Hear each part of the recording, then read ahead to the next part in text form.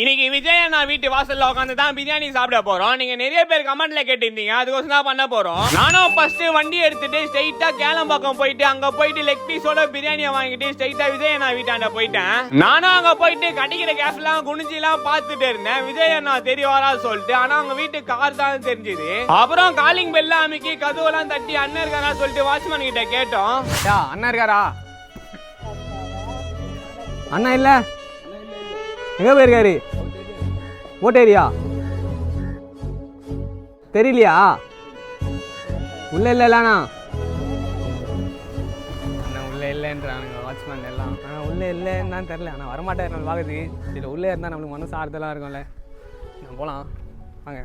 நானும் அங்க இருக்கிறவங்க கிட்டலாம் கேட்டேன். அண்ணன் துபாய் போயிருக்கான்னு சொல்லிட்டாங்க. சரி டாஸ்கை முடிச்சிடும் சொல்லிட்டு அண்ணன் வீட்டு வாசல்லே உட்காந்து பிரியாணி ஓபன் பண்ணி சாப்பிட ஆரம்பிச்சேன். இதோட சேலஞ்சு முடியுது. நெக்ஸ்ட் என்ன பண்ணலாம் சொல்லிட்டு கமெண்ட் பண்ணுங்க. அடுத்த வீடியோல பார்ப்போம்.